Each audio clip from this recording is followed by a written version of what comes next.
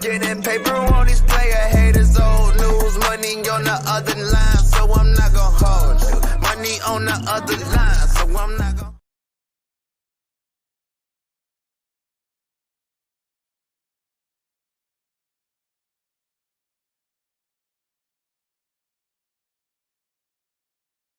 I'm muted. Here we go. Ladies and gentlemen, we are back. Season 4. For anybody who is just now pulling in, I have my phone on, not my phone, but I have my mic on mute first couple seconds. But we are back. We are live. It is season 4 of I'm Not Gonna Hold You. If you have paid attention to anything that we have been promoting over these last couple, last week, is we've got a full crew. I will bring in the crew in a minute, but I want to shout out, thank you everybody who is back joining me for another season of this ridiculous show that's going to get 30 times more ridiculous with the crew people I got. We're going to start off and tell y'all what we're going to, look over today, man. We got the rundown right here. Supported as I am 100% fucking this up. Here we go. So we got and that's called then Dante over here laughing. Fuck it, we just gonna go live. What they say, we just gonna go live because the whole edit didn't work the way I thought it was gonna work out. But any fucking way. We got the whole gang in here. We got Dante Miles, we got Courtney Colabro, we've got Mikey Rivera, and we've got the homie JR Bain. What's going on, everybody? We solid, bro. Trying to do things out here. Beautiful day to be an Atlanta Braves fan. Shout out to Mikey. Okay. Yeah. I'm a transplant. And Scott, that's why I told your ass preseason matters, bro. Even when it comes to hosting a pod, you need the reps, B. You need the reps. Oh man, fuck you. Anyway, that's how we starting the show off. So by the way, for anybody, the first couple weeks of this show is probably gonna be a little sloppy because we starting to figure out how everything's going, all the technical shit is going on. I'm gonna have Dante run this rundown for everybody real quick so we can see what the hell we got going on for today's episode. Man, we've got the NFL preview show. So as you can see, we're gonna go over our top NFL storylines. We're gonna get into our NFL QB tier list, division predictions, wild card predictions, and of course Mikey's gonna hold it down. He is our gambling expert. Courtney's also pretty good at that. But Mikey also right now has a decent amount of money on the line for a certain team on the north side, as he will probably be getting to in a minute. And then we're gonna close all this off with our Super Bowl predictions. Thank you, Dante. You can get that off the screen. So basically, I just want to give everybody an intro, basically what you're gonna be expecting from the new and improved I'm Not Gonna Hold You. By the way, shout out to HNB Media TV.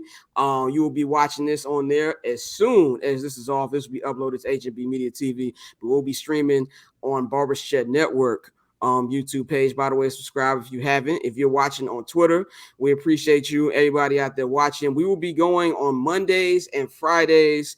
Won't be any show this coming Monday because it's Labor Day, so niggas go out there, drink, eat, do whatever the fuck you do. We'll be back on the Friday, September 8th, getting you ready for week 1 of the NFL season. And then, of course, we'll be back on the Monday, September 11th, which will be our Monday show. So it'll be 2 times a week. The time will actually kind of be, we'll announce the time day of because everybody's schedule. We don't have a set time, but it will be in the afternoon. We're not going to go too late for everybody there on the East Coast, man. So, but how's everybody going? What's going on, y'all? I'm trying not to cuss nobody out. That's what you're here for. I mean, Friday and Thursday has been spent me being very aggressive. So I will not be very aggressive on this show today. We'll have a good time, and I'm just trying to get some money off this bet. I need it. I'm ready to go to Fort Worth and have a yeehaw good time. Oh man, I love Fort Worth. I've never done the whole Fort Worth stockyards. Oh, you haven't? Yeehaw. I've lived in Dallas for 3 years, never done it. So. Oh man, my ex-girlfriend took me on all that. Saw some Longhorns and shit. Yeah, I'm all about it. I packed up with cowboy boots. So yeah. Oh, so y'all think white people shit. So y'all basically. My ex was white. So there we go. I didn't know you dabbled in the snow. Oh yeah, I dabbled in the my brother. Wow. Shit, I've known Bane for over a decade, and I learned something every goddamn week. Well, I was United Nations out here at one point, fam. Man, sometimes and they were the last. They was the last dip. My auntie was like, fam, all these girls you mess with, now you want to date the white girl? I was like, damn. Well, you know, what did my man Tommy on Martin say? If she can't use a comb, don't bring her home. That's what your mama say, right? Don't keep doing that shit. Like, I'm not gonna say that, you know, my parents would like cuss me out if I brought a white woman home. Let's just say it would not be the most welcoming of introductions. We'll just put it that way. Mikey, what's going on with you, bro? Shit, chilling, bro. Another day in paradise here in South Beach, bro. So what's going on with this parlay you got going on with the Cubs? No parlay, just got a decent amount of change. My girl is probably watching this, so I definitely will have a text in the next 5 minutes when she hears this shit. But I got a nice amount of money on the Cubs to win by 2 runs or more. You know what I'm saying? Like, if the White Sox gonna be ass, I might have to go to the North Side just to at least make some money. At least make some money. Anything else would be uncivilized. No, and to all y'all fucking Sox fans that are in my inbox and that are in my phone, my cousin JP will smack the shit out of you talking about, well, there's always the North Side you could root for. Shut the fuck up. Either the White Sox, or I'm taking my shit, or I'm taking my shit to another team. We going to the AL West with the Mariners. I'm a transplant Braves. I got some work in Atlanta. I'm riding with Dante. Yeah, Dante has been a ATLian for a long time. He has been 07, covering the team since 07. This nigga's been away from Chicago for a long ass time. I am taking up residence with the Dodgers. One, because I've been out here. I'll be getting my 10th year this month, actually. So if this was basketball, I'll be on my 3rd max contract. So anybody who says I'm bandwagoning, fuck you. I am 5 years past the bandwagon window. So I am all your good. ass is vested. You vested. You got your I'm invested. Time, bro. I say, if you've never, spent a drunk night at Lock and Key and had to finish off a Leo's taco truck, you can't tell me what the fuck what I can and can't do when it comes to Los Angeles shit. Okay, so I am going to roll with the black man, Mookie Betts, Freddie Freeman and his fake ass teeth. Like, that's who I am rolling with, because I know I owe nothing to the Chicago White Sox organization. They don't care about me, so why should I fucking care about them? But what team should I go to though? I don't know. I would say I don't know. Rangers, but honestly, You got to ride with somebody young, somebody up and coming. What a niggas at? Paul. I need to be with a Paul. Yeah, this is the second Paul worthy I need to be moment. the team with the niggas. It ain't the Baltimore Orioles. It ain't the Baltimore Orioles. Yeah, because I thought about the Orioles, but then I was like, man, no, all them niggas. They got right? motherfuckers named Adley, Gunner. Nah, you Colton I'm just mad that Kaiser. they had that post you of just him cashed, Mikey. saying that he had on an absolute fit, and this man was wearing overalls and like Syracuse orange dunks. I was so mad. Nah, Jack. Nah, I was so mad. because I'm thinking Atlanta. You know what I'm saying? Because it is Michael Atlanta. Harris Jr., bro. No, but Black center fielder, bro, really been doing this thing. He's cold. okay. It's a solid. Hey, Mikey, you just cashed, bro. Ian Happ 2-run homer. Hey, Oh, Mikey's 6-1. gonna have a good day. All right. 6-1. We good. Shout We out. good. Shout out to the real Jaleel in the chat room. He says, I'm trying to decide too. I'm a broken White Sox fan. You see what's going on, Jerry Reinsdorf? We got people trying to leave their homes who don't want to leave their homes. Like, I have great memories. And now I gotta go root for the fucking Dodgers, which is fun during the offseason, during the regular season. But then when October comes, I've been here for a long time. These motherfuckers with people in the building. Because if I'm gonna treat the Lakers bubble, I'm gonna do the same thing with the Dodgers. With the holes in the building, they have never won anything. So when the playoffs actually start, that's the actual problem that we have here. And I hate that Jerry Reinsdorf has made me hate the sport. For that 2019 Game 5 NLDS Nats Dodgers, Dave Roberts needed to take out Clayton Kershaw. The fact that he let him go back out there and get shellacked, not once, but twice, war-like flashbacks. Terrible. I think it might be Atlanta for me for a couple of reasons. Reason number one, I used to live in Atlanta. 9401 Roberts Drive, Atlanta, Georgia, 30350. Second of all, when they won the World Series, I was at a gas station in Atlanta. So probably gonna be the Braves, fam. I'm gonna ride with the Braves, fam. And that's where you had the That's where Bang had the infamous Keith Sweat story that maybe we will tell on this podcast, on this show. By the way, it's a show. I'm going to stop saying podcast because it's not a podcast. This is a fucking show. It may not feel like one right now because we like a little kid behind the wheel with the production shit. But by Halloween, I guarantee you we will have this shit good to go. I guarantee you. But before we get into the first segment of the day, man, I just want to do a little advertising. First of all, follow the Barber's Chair Network at Barber's Chair Net on Twitter and Instagram, man. You need to do all of that right now. We appreciate everybody who has been following the Barber's Chair Network as it is.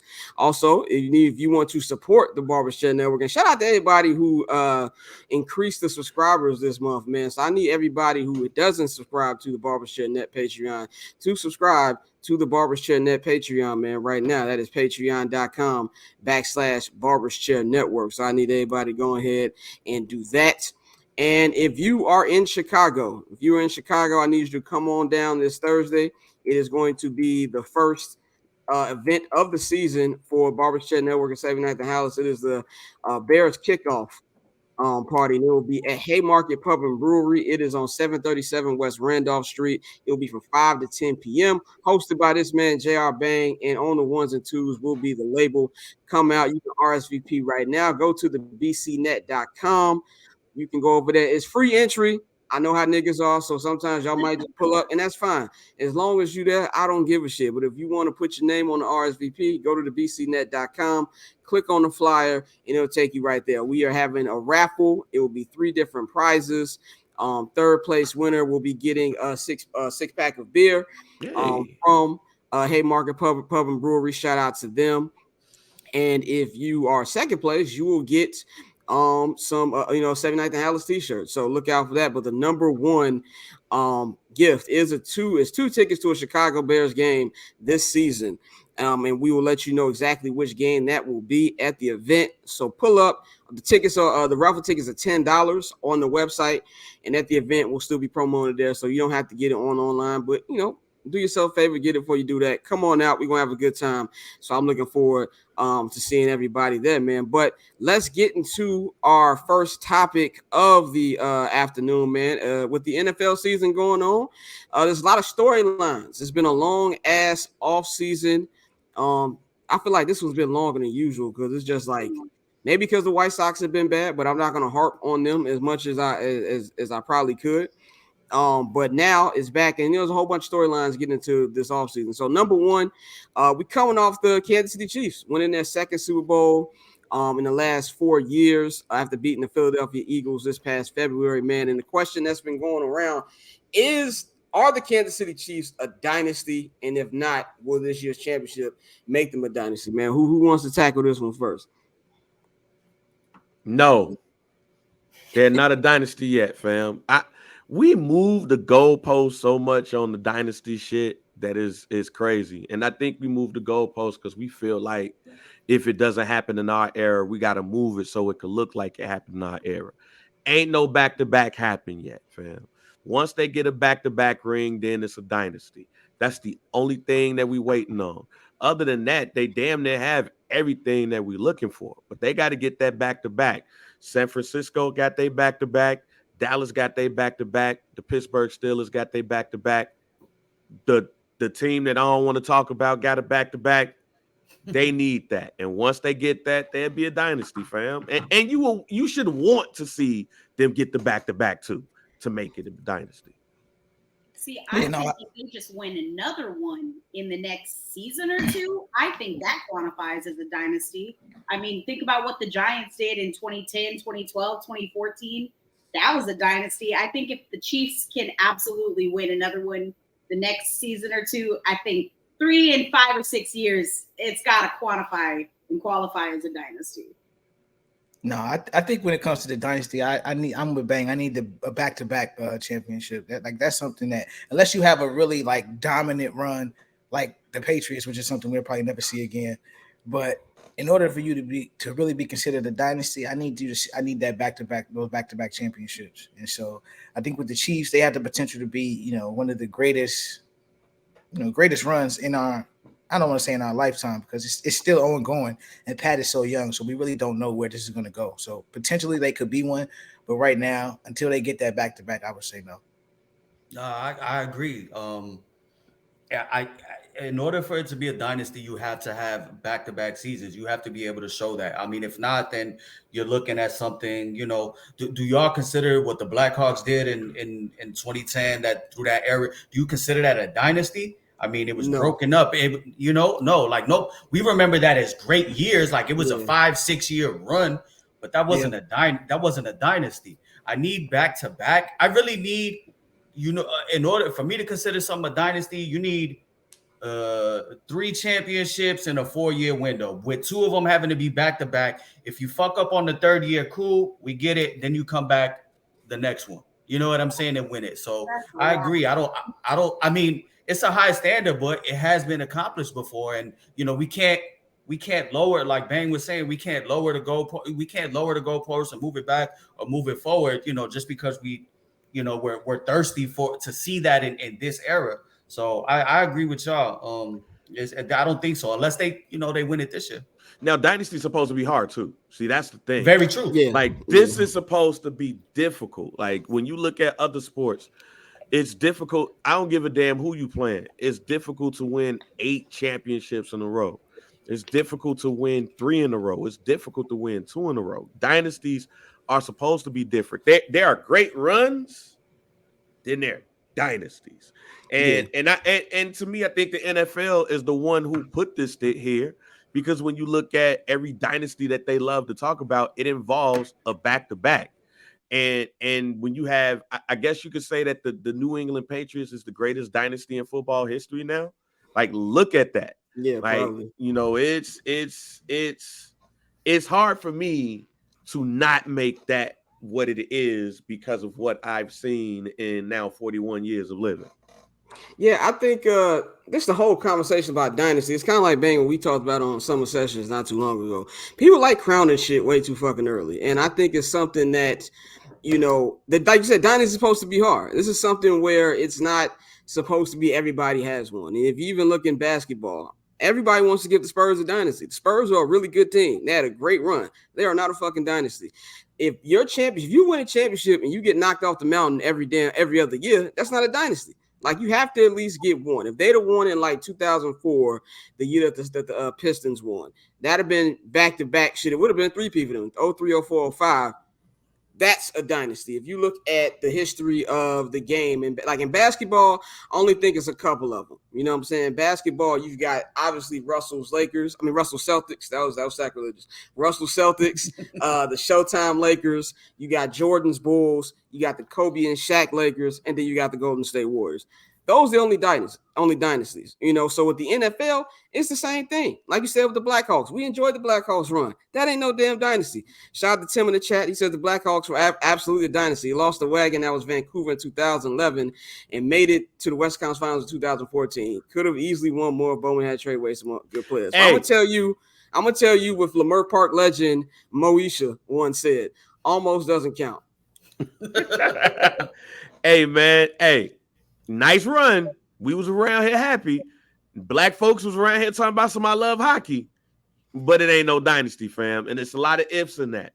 Look, just if you want to blame somebody for it not being a dynasty, blame Bowman. All right, blame the Canucks. But it's not a dynasty, fam. It's a great almost run. Don't count, bro. Almost don't count, Really, bro. If it was a fifth, we'd all be drunk. Was this far, honestly, for dynasties? I didn't realize that y'all were so united in your opposition to the Chiefs dynasty. I'm not even gonna lie. I thought I was gonna be the only one that was like, no, it's not a dynasty because the TV. I thought I was. I mean, it is a dynasty. Some solidarity in here. There was none of that. Now, and you know what though? I love the Chiefs and I love what they're doing. I just think that, and Scott said it. I think that people tend to move the goalposts because they want something in that era to say, like, this is it. Yeah. Like, fam, like. It's okay, man. Like, when you look at the 70s in basketball, fam, the 70s in basketball almost don't even exist to niggas. Like, it's 1981, and that's it. But when you go actually look at the 70s, look at those, ain't no dynasty that year. It was just a whole bunch of niggas winning. And you don't see nobody in the 70s trying to make a dynasty out of somebody. Like, you don't see nobody in the 70s like, man, I don't know, man. You know, them Milwaukee Bucks was kind of something. Like, nah, man. Like, it didn't hit like that. All of y'all was winning. Congratulations. Shouts out to the Washington Bullets. You know? Yeah. I think all of us being from Chicago play. I think all of us being from Chicago plays into it as well, because we saw 2 3-peats. Like, even though we were shorties when it happened, I think that's an undeniable dynasty. That's some shit where it's like, okay, there was no question about that team's dominance in that era. Like, they had 100%, they had position, but they, you know, they, like I said, they went to 6 and they won 6. That's a dynasty. They're stamped. They're the gold standard. That's what a dynasty is to me. You know, if not, then you just got a bunch of, you know, you got a bunch of people, you know, like the Dodgers, for example. Take, for example, the Dodgers. They're the gold standard. Are they building a dynasty? Yeah. Well, they won a Mickey Mouse World Series during the pandemic, but every other year it was short, you know? So how can that be a dynasty? Hey, yo, what's the Mickey Mouse? What's the Mickey Mouse ring? I resent that. Hey, I mean, you know what it is. Ain't no fans, ain't no pressure. They had cardboards. They had cardboards of Scott over there in left center field. You know what I'm saying? Like, that ain't no real pressure. That ain't no real pressure. They piping in the crowd noise and stuff. Come on, it's different. It's different. This is the thing, man. This is the thing. It's like, you need the fans. Like, I hate when people say, and people think I'm just saying this because I'm anti-LeBron, which is not. I just said this don't matter who the fuck won. Yeah. The crowd matters. You had dudes who were like having career highs because there were nobody in the crowd. Hey, Chefs, hey, don't you diss the GOAT TJ Warren like that. I see what's going on. What has TJ Warren done? TJ Warren is one of the greatest NBA players of all time, fam. To be on the injured reserve list. That man got his check and sat his ass down. The pandemic showed y'all, man. TJ Warren is one of the greatest NBA players of all time, fam. If it ain't no fans, if it's just us, we hooping in the intramural gym, man, come on, man, get TJ Warren a rock. I mean, I kind of just look at it as like, you know, it's supposed to be distractions. It's supposed to be distractions. That's part of the playoffs.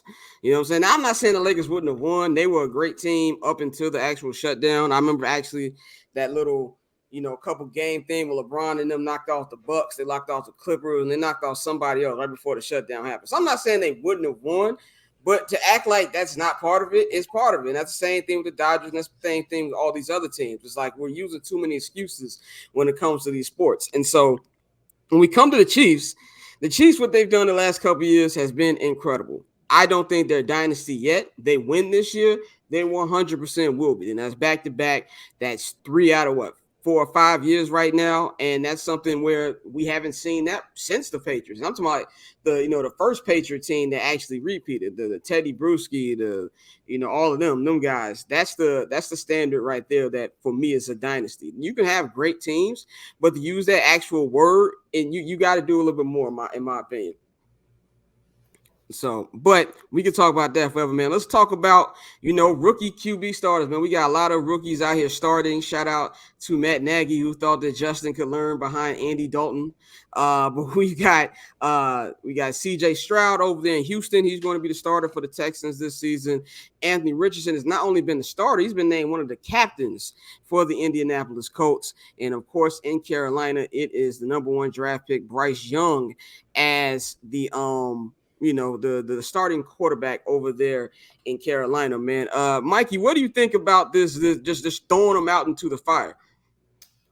I'm actually kind of loving it because this is how everything is right now in society. It's a microwave era. We want instant success. We want an instant return on our investment.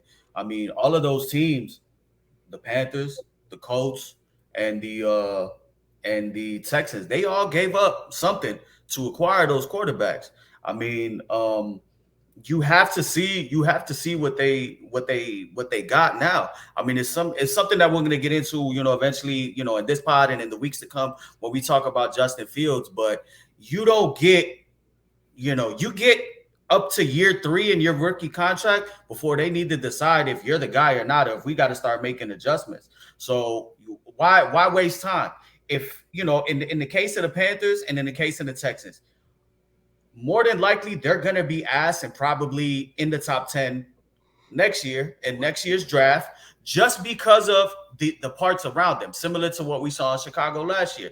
All of those teams downsized. They didn't tank, because it's very hard to tank in football, but they went ahead and they trimmed resources and they got money and they're adding to build around this QB in the next couple years. By year 3, they need to know, you know, the Colts need to know, is Anthony Richardson a guy, or are we going to need to, you know, start looking at a veteran quarterback or be right back in the draft? So I like it. It's trial by fire. They're going to take their lumps. But at the end of the day, what quarterback doesn't take their lumps? Whether they're a veteran, whether they're a rookie, they're going to get their head kicked in.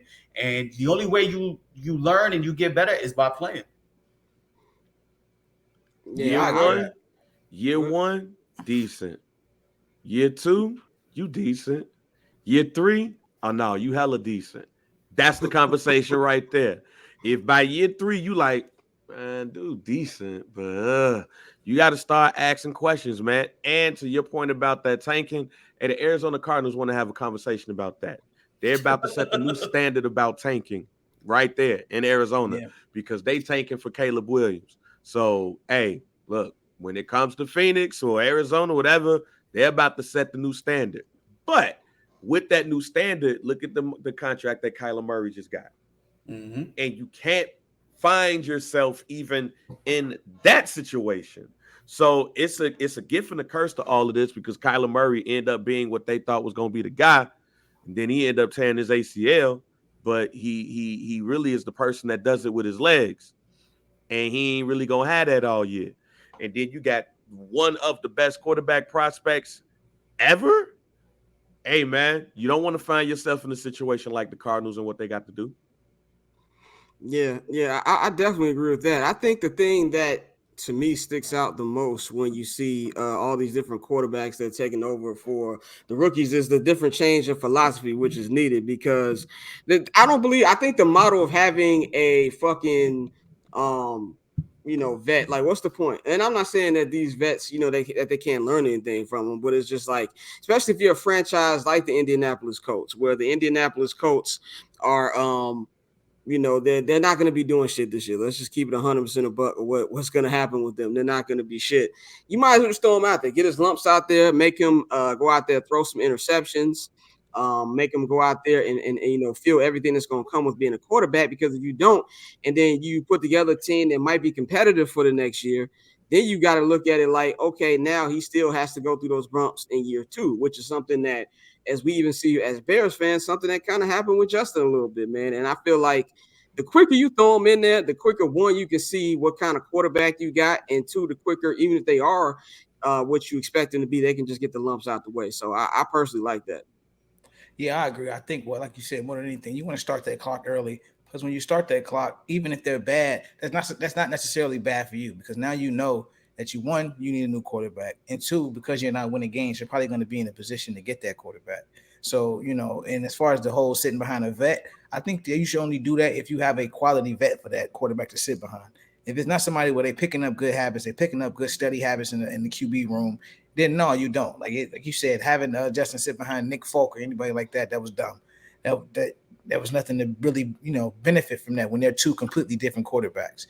And, and that's also somebody who didn't have an extreme track record of success. So I think starting that clock, that's what we're going to keep seeing. I think it started in our era really with, Andrew. I want to say Andrew Luck was the first quarterback that they really drafted to just throw him in there. Like, we're not doing none of this sitting, because that was even, with Aaron Rodgers sitting behind Brett Favre. Yeah, y'all era, because they threw Peyton Manning ass out there. They threw Peyton Manning out there to sink or swim. He got killed that first year, man. He was taking an Andrew Luck type of beating. Yeah, and throwing hella picks. Yeah, but I think those anomalies, like players who like just went right in there, that's what really changed the mode, because that was never the case traditionally. But when you had those guys who, like, it's pretty much like, if you had the talent, you got the talent, like. And so we're gonna find out. And so you had guys like Peyton, who, he set the rookie interception record, but then you saw year 2, year 3 how he just completely changed the way he was as a player. So like, at the end of the day, you got to put him out there. No, I get it, because if My bad. But if Nathan Peterman is the quarterback with Justin Fields, what the fuck is Justin Fields going to learn from Nathan Peterman? What the fuck can he teach? You know what I'm saying? Like, let's be real. Like, you gave up all this to go and get that quarterback, and you got Nathan Peterman standing there with his big ass head and a clipboard. Like, that's what he's supposed to teach Justin Fields? Come on, man. Justin Fields got more talent in his pinky than Nathan Peterman. Nathan Peterman is like so bad they make you think maybe I can play quarterback. Like that's how bad he is. Like he must be a really nice guy because when he didn't make the roster and then Ryan Poles came out like, yeah, we really hope we can add him to the practice squad. Like, what do you mean? It's not going to be a bidding war for this dude. Like he will be there. Like there's no way about it. No way around it. Courtney, what do you think about the new influx of young talent just coming out the gate with it? I mean, well, first things first, Roll Tide. I'm an NFC South girl, you know that. So I hope that Bryce Young thrives just from a personal perspective, but maybe not too much. Maybe don't fly too close to the sun. I do feel really bad for Anthony Richardson, though. I don't know if y'all heard the Colts GM talk about trying to be, kind of sneaky, passive aggressive when somebody asked him if they thought that Jonathan Taylor not playing, not starting the season with Anthony Richardson would hinder his growth. And he made the comment something along the lines of, oh, well, did it interfere or hinder Andrew Luck's growth? And we all just collectively sighed, right? Because we watched it happen. Andrew Luck was, 29, 30 when he retired? Yeah. Like, it's not a good look. They say that the definition of insanity is doing the same thing over and over again and expecting different results. We've watched how many different Colts QBs go through this same sort of just stunted. They're like the Angels of the NFL. They're the Angels of the NFL. It's awful. You never want to be compared to the Anaheim Angels of anything. Shout out my homie Damien if he is listening to this or watching this. I apologize. And this comes from a White Sox fan. You know how bad you got to be for a White Sox fan to feel bad for you? Wait, man, he's a fan of the Los Angeles Angels of Anaheim? The only Angels fan I've ever met in my life. The only Angels fan I ever met. And this is the thing too, which is crazy to me, on purpose. And what is crazy to me is he first of all, they shouldn't be called Los Angeles Angels of Anaheim. Let's be very clear about that. These motherfuckers are in Orange County. All right. Yeah. It is a 45-minute, it is a 45-minute ride if okay traffic to Los Angeles County. So he used to stay in Long Beach. It's like 20 minutes from Long Beach. So that's why he started watching them. And they don't give a fuck, man. He ain't have WGN. He ain't have WGN. If you would have said, hey, look, he like Angels in the outfield, then I would have been like, you know what? That's dope. But you didn't say that. You just said this man lived 20 minutes away. You know what? Nah, Jack, that's not a good reason to be a fan of that franchise. Hey, fam. On purpose. On purpose. Who do There's that? 2 baseball teams in like a 20 square mile, and you choose them. And they call it the Freeway Series. Like that's a long ass freeway. To the Freeway Rick Ross series. Because nigga, that's if you're going for that team, you on cocaine.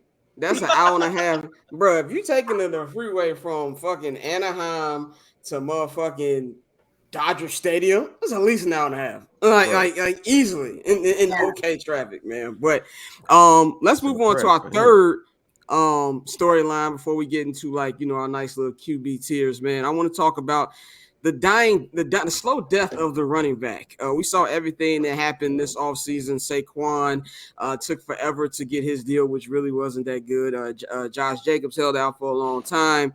Jonathan Taylor's being held hostage by that coke addict in Indianapolis. There's a lot of things going on, and I'm gonna get a spotlight to Mikey on this one, man. Mikey, what's your take on these running backs, dog? I mean, sadly, I agree with the way the model has gone in the NFL as far as it comes to drafting a running back, running him into the ground as a rookie. Once his rookie contract is up, drafting another one.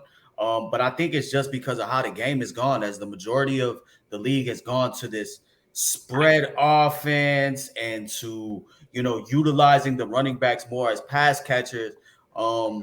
It's just their value is kind of, it is what it is. They have a shelf life of 3 years.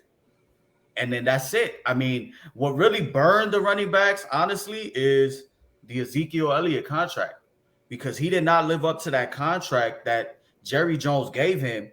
And everybody in the league saw that. And a lot of these owners, for as much shit as they give Jerry Jones, they listen to him. He walks into those meetings and he's the big boss.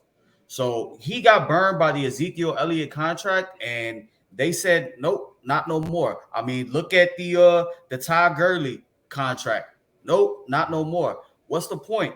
What's the point if the Bears drafted David Montgomery in, I believe, the 3rd or the 4th round, correct? Yeah, solid. I think like 3rd or 4th round. Right, 3rd or 4th round pick. Solid. Run them, nice, workhorse, boom, show up. Well, what else do? They draft a running back in the 5th round. Go back to before that. The running back before that was Jordan Howard, drafted in the 5th round. Use him. They let him go to Philly, out of the league immediately after about 2 years. So that's just the way the league is going. I mean, wide receivers are the new running backs. To back what it was in the 90s, how everybody wanted to run it back. The wide receivers are that now. Yeah, and I think on top of that, when you look at a lot of schemes, when they started to go to the Thunder and Lightning and the 2 running back system, that made a lot of coaches realize, wait a minute, we don't have to, run like the bulk of the carries through one guy if I got 2 guys. And with running back being such a premier position for athletes, you're always gonna have a running back. So there's always going to be kids coming up that want to play running back, that want to be that next guy. And so when you look at the schemes these days, like you said, pass catching is a big asset now. But even if you're just strictly a running back, like a David Montgomery, who was, he was pretty solid between the tackles. But like we all saw, when they brought in a scheme where they really wanted to throw the ball to their running back, it wasn't a fit for him. So it's like, no, we're not going to pay you. We're going to just get rid of you and draft somebody else, because there is essentially an unlimited number of athletes that want to play running back. And I think that's something that goes along with, in our culture, growing up, you had Barry Sanders, we worship Walter Payton. You had all these guys who played at that position who were the premier guy. And so I think it's going to take more of the Odell Beckhams and the guys who are really, dominant wide receivers to get that switch, because you still, like to this day, you have, like, to prime example, the Atlanta Falcons, they drafted Bijan. Bijan's going to be an animal. And if he's smart, after year 2, he'll hold out like, no, I need another contract, because that's what they do to running backs. You see how it's going, and it's not going to change no time soon. Yeah. Shout out Robert Knox in the chat. He says Le'Veon Bell too. I almost forgot about Loud Pat Le'Veon. Yeah. I almost forgot about Buddy. I mean, it, like you said, Mike. I think you hit the nail on the head, man. It's fucked up. But in the words of Avon Barksdale, dog, the game is the game, and that's just really how the game is right now. There's no point of giving max money to running back, no matter how good they are, whether it's a Dalvin Cook in the good season that he had with the Vikings the last couple of years. It's just no point of just giving them that money, in my personal opinion. Well, you know what? I disagree to a point. I think that injuries with key people have definitely made people who it made people think about giving money to running backs.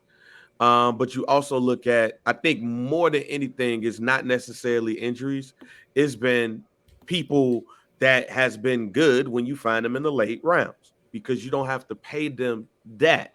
I think running backs fail at being they fail because they're one-dimensional. The best running backs need to be somebody who can catch the ball, can run, can block. They have to do more than one thing. And I think we have a lot of running backs out here that's just one-dimensional. You got to take him out and bring somebody in because he can't pass block worth shit. You got to bring somebody in to bring this person in because they can't catch. And then they end up getting injured and stuff like that. But it's going to look, I think it's going to take Bijan Robinson being able to do all of those things to change the mind of general managers, because at the end of the day, all of these shits happen in spurts.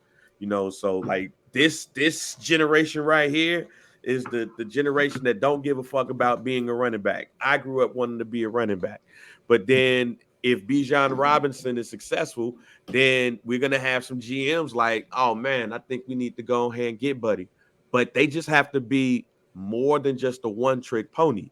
You need to be able to run. You need to be able to pass block. You need to be able to catch. You need to be able to play wide receiver on occasions.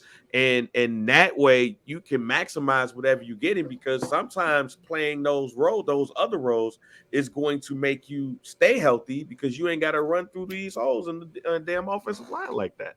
But like, be real. Let's ask this. I'll ask this question to y'all. Who is the best running back in the league that has all of those qualities? Like, the best three-dimensional running back in the NFL is Christian McCaffrey. Yeah, probably run CMC. That's probably who it is. I was going, you say everything, it can't be Derrick Henry. So it would have to be. That's my point. Derrick Henry, for all of the greatness he do between the tackles and stiff arming, if you try to throw this nigga the ball, it's a crapshoot.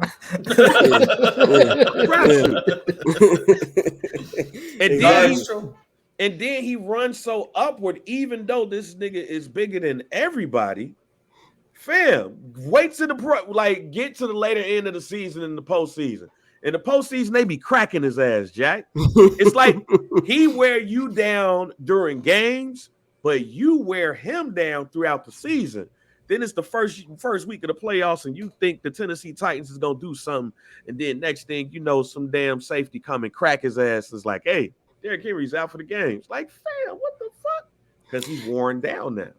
Yeah, I mean that is definitely true, and I think it's gonna influence kids. Like, if I'm a kid coming up, I don't want to fucking play running back, which is one of the positions that a lot of people wanted to play coming up, was being a running back. Move on. Go ahead. But you know when I stopped wanting to be a running back though? Who was this? Kajana Carter. Go look it up. Kajana Carter in like the first preseason game tore his ACL, and I was like, nah, I'd rather play linebacker. I'm straight, because you back in that day, fam, your running back to his ACL, fam, it was a wrap for you and the season. Yeah, like I'm talking about the team. Like, Cincinnati was in that bitch like crying. Like, fuck, it's over. I'm gonna just leave y'all with this. There hasn't been a Pro Bowl running back on a Super Bowl winning team since Marshawn did it with the Legion of Boom and Seattle in 2013. If y'all even want to raise the standards more, there hasn't been an all-pro running back to win a Super Bowl since Marshall Faulk. So let's be real. It takes, like they said, it takes a village. There hasn't been a team to win a Super Bowl with the focus of the offense being a running back. And that's just what it is. You need 2 to 3 guys. Look at last year, man. They had Isaiah Pacheco, bro. I swear that I don't know what he was on, what his parents put in his food and his maduros and his plátano maduros. That shit had to have a little crack, because that is one hype ass Dominican. Folks be out there looking crazy, running through walls. But that is a 5th, 6th round pick from Rutgers. You know what I'm saying? And now he's the starting as a rookie, and they won a Super Bowl. He's getting meaningful carries in the Super Bowl. Like, that's what it is. It's just rinse and repeat. Next man up mindset. I definitely agree with that one, man. And speaking of, things that'll help you win a championship, let's talk about quarterbacks. Let's get into the quarterback position in the NFL, which, of course, everybody know is the most important position in the NFL, man. So what I'm going to do is I'm going to name basically all of the starting quarterbacks in the NFL right now, and we're going to pretty much break them up into tiers. And so the different tiers that I have on here is elite. Elite is the number one. That's basically the Patrick Mahomes tier. We've got decent, we've got mid, and we've got Huff. So that's how we're going to go over all these guys and pretty much, where we think we're going to place them at. So as I am trying to bring this list up right here, let's just start with, obviously, Patrick Mahomes. Let's obviously start with Pat. Pat is definitely number one. Does anybody agree with him being in the elite segment here? I think that goes without saying, yeah. You might as well name that motherfucker the Patrick Mahomes tier. Right. Yeah, exactly. The Patrick Mahomes era is what we gonna call that shit, man. So, all right. So basically, the first quarterback we got off here, something that I've been criticized for is my criticism of this man right here, Mr. Lamar Jackson. Where do you put Lamar Jackson in your QB tier? He's elite. I think anytime you change the game in the way that Lamar does, I got to put you in the elite category. There are not too many people behind center that can do what he does on a consistent basis. And I know that people have talked about the injuries over the last 2 years, but last year that was a business decision. So I don't count that at all as him not being able to play. He was like, I'm not about to risk myself when you guys won't give me my guaranteed bread. So Lamar's elite 100%. I agree with that. I can't dispute that. He's one of the few dual threat quarterbacks that I can absolutely say, yeah, he's elite. So man, what's them tiers again? So the tiers right now is elite. There's decent, and what I mean by decent is different levels of Chicago decent, but like the highest decent before we get to great decent. That's what I mean. Hella by decent. Hella decent, right? Hella decent. Hella decent, mid, and then Huff. So where would you put Lamar Jackson? This year, he hella decent. He can get back into that elite status, but nah, he hella decent for me right now. Okay. No, I agree. Yeah, hella decent. Just off the strength that we ain't seen him basically in a season, a little bit more than half a season. I'm putting him in hella decent too, because like I've always said on anything barbership, beside the fact that it's been chopped up and presented as something that I do not say, I think he's in hella decent. I think that I want to see more from the throwing. Now, it has not all 100% been Lamar's problem, obviously. He's had some of the worst offensive coordinators that I can remember out there. You know, Greg Roman was god-awful, and they didn't have any fucking wide receivers. Like, if you got Rancho Cucamonga Brown is your best option at wide receiver. Like, you shouldn't be like, it's hard to grade somebody. Like, he doesn't deserve to have the name Hollywood Brown. Even though I know he's talking about Hollywood, Florida, I don't give a damn. Like, he has not earned that name. You couldn't name this nigga Tallahassee or some shit. No, Rancho Cucamonga Brown. He's right over there, right next to the Lakers training facility. That's where he is at. Opalaka Brown or some shit. No, because then or St. Lucie Brown. Right. No, man, that's disrespectful to people who actually like live over there, man. Like, when have you ever seen Rancho Cucamonga outside of next Friday? Like, never. Like, so that's why I'm putting him on this. I got him in hella decent. So, anyway, let's go on to Joshua Allen. I was not a fan of this guy when he first came into the league. I have thoughts. Go ahead. What's your thoughts on Mr. Allen? Okay, now, full disclosure, fantastic fantasy quarterback, okay? I will give him, he's done the best with what he has. That being said, when are we going to have a discussion? Back-to-back losses to Kansas City, lost to was it Cincinnati last year? When are we going to have the smoke for Buffalo? We hype them up every single year. We talk them up every single year. And yet they consistently underperform, losing in the divisional round. When are we going to have that discussion about that organization and maybe about Joshua Allen? Mm-hmm. I've been waiting for it. I mean, am I off base here? No, you're not off base. Not at all. He's getting a free pass for all of his bullshit for being a taller Jay Cutler. That's just what it is. He's just a taller Jay Cutler. He's the Alex Caruso, 6'8" Jay Cutler. That's what he is. You know what I'm saying? Because he be out there tweaking. Stephon Diggs wants to smack his ass at least 5 times during the game.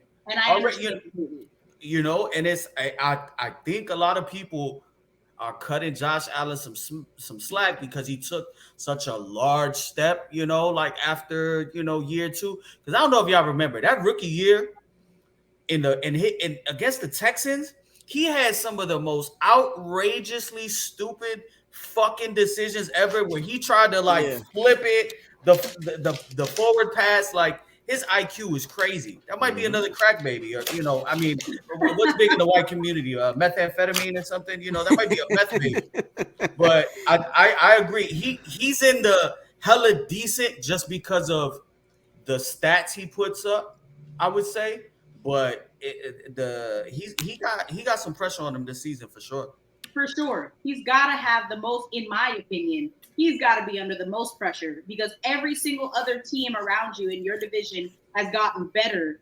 And yet, I mean, respectfully, no offense, Gabe Davis, he's still up there, you know, like they're running back court. I'm just saying, I feel like they're missing a lot of pieces, and maybe that's also a problem that they would need to address moving forward. You can't have your only offensive weapon really being just Stephon Diggs, but like, also, your best offensive weapon is Stephon Diggs. Like, you got to do something. It's been 3-4 years of the Bills they're Super Bowl contenders, but like can't get out of their division. It's trash. Yeah, I agree with that, man. I definitely think right now it should have get off the pot for Josh Allen and the entire Buffalo Bills team. I'm just gonna sound like I'm a cape for him right now, but I'm keeping Josh Allen in elite. I still think he's an elite quarterback. He's a gunslinger. Kind of like what Mikey said, he is Jay Cutler. Jay Cutler gave a fuck because the biggest issue, one thing I loved about Jay is how he shook off the interceptions. Like, okay, I'm still gonna throw that bitch down there, which is the confidence was good, and that's what you want to see that they don't let the interception get to them, which is probably one of the few good things I can say about Jay Cutler. But I think that, you know, you brought up Gabe Davis, Courtney, like he's going to get that motherfucker killed. Like he be throwing him like in the middle of traffic way too many damn times. And this is something where the Bills, this is a make or break, but also they lost a lot of pieces. Like obviously they lost, you know, Tremaine Edmonds, you know, and the Bears got him. And that's something that is going to be, you know, it's definitely going to be felt in their secondary. I mean, not secondary, but in their linebacking core. But just for him personally, he's got to get better at it because even though, yeah, they lost to Cincinnati, shit, they barely beat Miami with what the second or third string quarterback, man. So they definitely has a lot to be desired. Dude named Skyler, that's crazy. He hella decent. Yeah, he hella decent. I think for y'all to say that he's elite and Lamar Jackson is hella decent, it's kind of wild. This is me personally. Yeah, he hella decent. To me. He's hella decent. And last but not least, fuck Jay Cutler. I get so tired of anytime we talk about quarterback, Jay Cutler being mentioned in any capacity.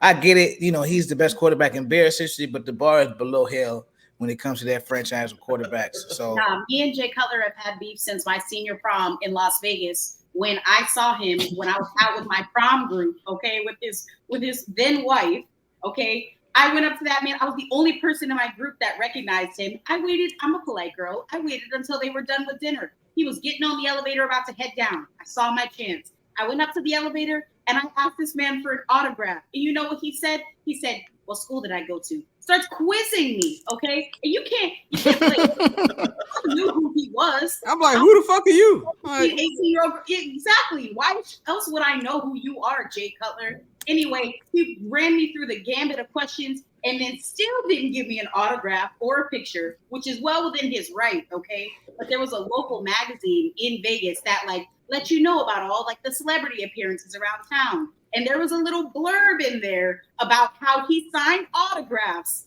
and took pictures with a group of kids that were in Vegas for prom. I was so mad. No, he did not. Anyway, fuck Jay Cutler forever. I know, Courtney, you got to get up out of here. You're about to enjoy your Labor Day weekend. So is there anything you want to tell the people before you get up out of here?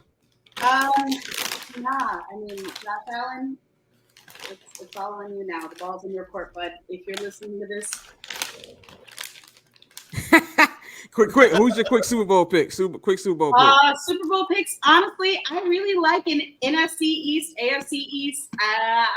It's a little ambitious. I'm going Eagles Jets.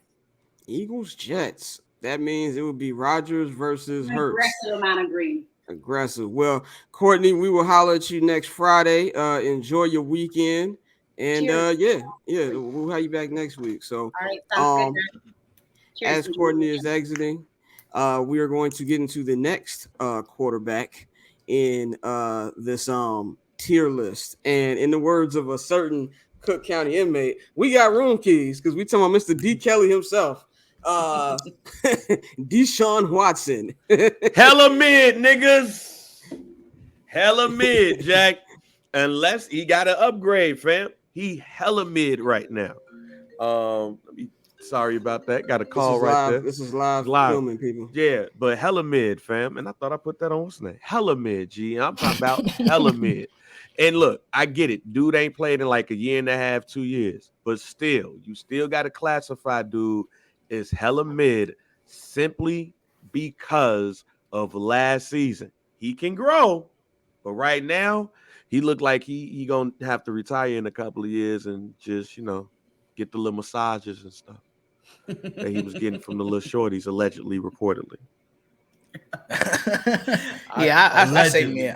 I got him in the mid category until he redeems himself. We know the talent is there. Until you see it on the field, that's what you got to judge it off of. So I'm gonna go mid right now. He's in the decent category for me.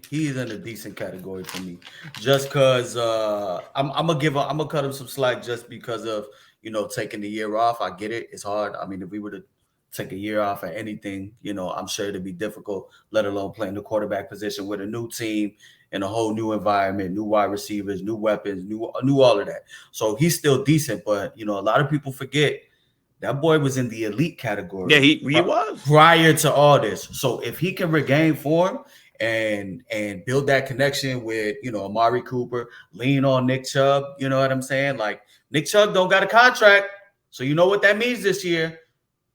800 carries, they're about to run his ass to the ground. You know what I'm saying? So if you draft him for fantasy this weekend, y'all, take Nick Chubb because he will be a workhorse. But I think 100% he's in the decent category with the opportunity to rise up very quickly before the end of the year back into elite if he could show that pre nasty boy form. Yeah, I'm gonna go hella decent. This one I'm gonna go hella decent just really for the reasons that Mikey just named. Like he has the arm talent. I think it's just really just more about the rush for him because he hasn't played in so long. Like, and if we take away him just being a freak bull, he's actually a really damn good quarterback. Freaky Sean. Freaky Sean. And we just take away him just being a freak bull. He's a really good quarterback. And like I think when you looked at his contract, something that I ran it on last season was because of the stuff that comes with it. But we just talk on a football perspective, he probably deserved that money. And I think this is something where I don't know how good the Browns team is going to be, but for Freaky Sean in general, I think he's in the hella decent territory. If Freaky Sean, I called him hella mid really based off of last season. But if Freaky Sean gets back to his old status, they win in that division because Cincinnati can't beat them. Like Cincinnati can't beat them. Look at Cincinnati's record against the Browns. It's huff. And I think they could beat the Ravens. And, the Pittsburgh Steelers is the Pittsburgh Steelers. I believe that if Freaky Sean gets back to old Freaky Sean ways, they win in that division. Interesting. That's the most interesting division to me in the NFL. Honestly, I mean, a lot of people gonna say that AFC East, but that's the most interesting division to me right there. It's the North. Let's go on to. I feel like this next one, man. This dude, Mr. Unlimited, Mr. Corny himself, Denver Broncos quarterback Russell Wilson. I just want to say that motherfucker huff. He's huff. I just want to say this on this podcast right here. We might make a clip out of this shit. The motherfucker's corny, and that's fine. Like we need to stop making corny to be out like it's this bad thing. There's bad corny and there's good corny. Russ is good corny. Just because we call him corny don't mean he's not a good man. Doesn't mean he's not a great father. All the other shit. Be corny. Like the nigga put the Danger Witch. You know how quick Subway took that shit off the fucking menu because them commercials were so damn cringeworthy. Like it's no longer that. That shit was gone like in 2 weeks, bro. Like it was gone super quick. We had Oktoberfest from Samuel Adams longer than we had the Danger Witch last year. It's gone. So it's like when we say things about Russ, he's not a bad guy. Like Steph Curry's corny, but he's corny for him. Like there's different kind of cornies, man. But as far as on the football side, man, he went from being in hella decent to I think he's mid teetering on huff. He's mid teetering on huff. If Sean Payton cannot save this man, it is a wrap. He might be the only quarterback in history who had a Hall of Fame trajectory. And that motherfucker's probably playing himself out the Hall of Fame right now. He's mid teetering on huff. No, I mean he's still gonna make the Hall of Fame. He just won't be. He'll be a couple ballots in if he keep playing like shit like this. But I agree 100%. He's teetering on category. But some of the shit you saw last year was some of the worst quarterbacking we've seen from Russ ever. Like it's bad, bro, when the fans are counting down the play clock for y'all because y'all can't get plays off. And that happened multiple times in Denver last season. So Sean Payton, I think Sean Payton is one of the most overrated coaches in the history of the NFL. But I do think, he has a knack for offense. So I think if anybody can redeem I'm glad him, you said that. I get so like when he was talking about Nathaniel Hackett like that, I was like, bro, like I don't really understand who you think you are. And like, if you watch Hard Knocks, Nathaniel Hackett, like, he a cool nigga, man. Like, why are we sending shots at this dude? Outside of that Katrina World Series, not World Series, Super Bowl, like Katrina Super Bowl. We're not really checking for bro like that.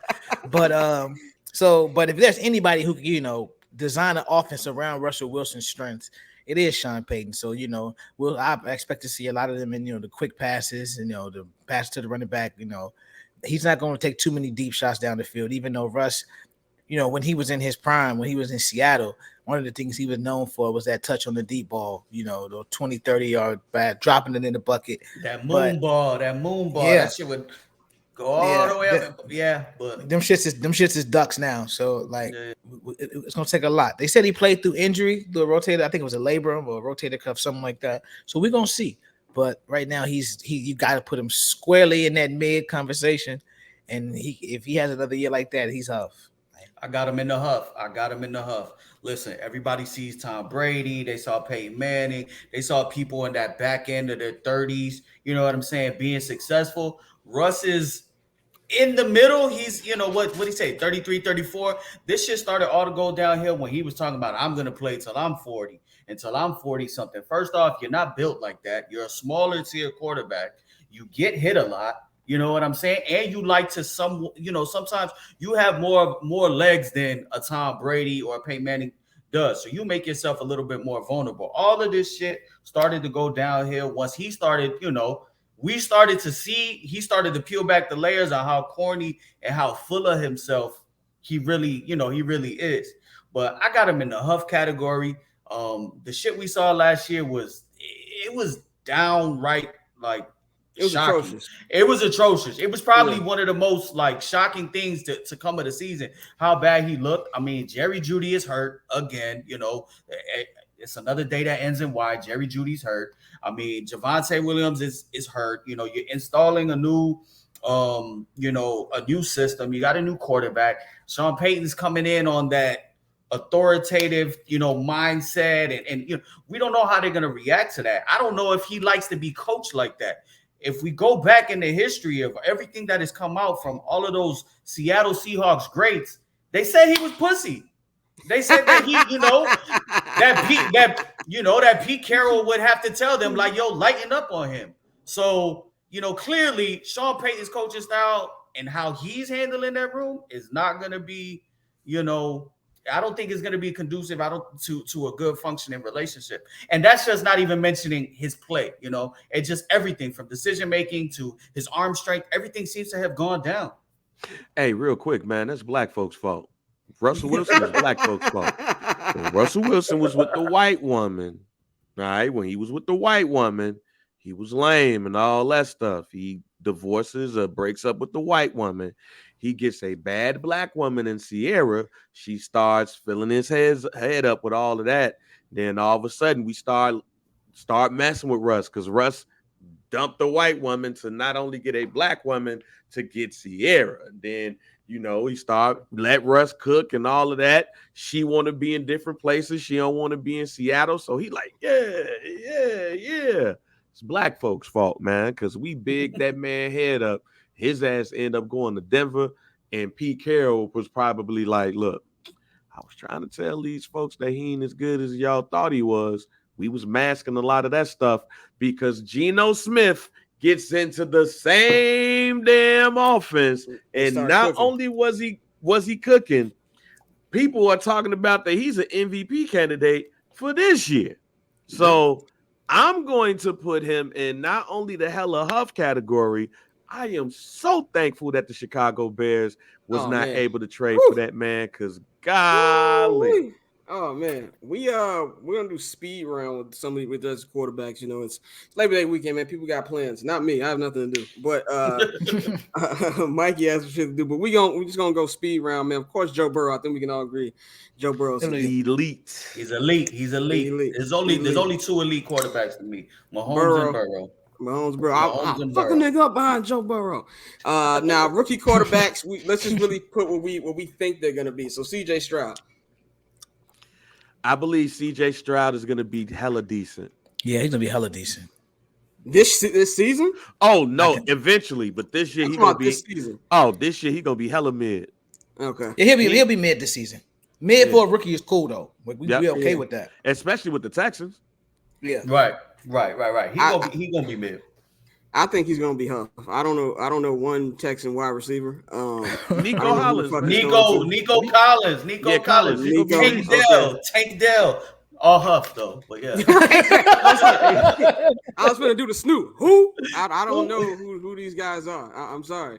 So I'm gonna put him in the Huff for this year.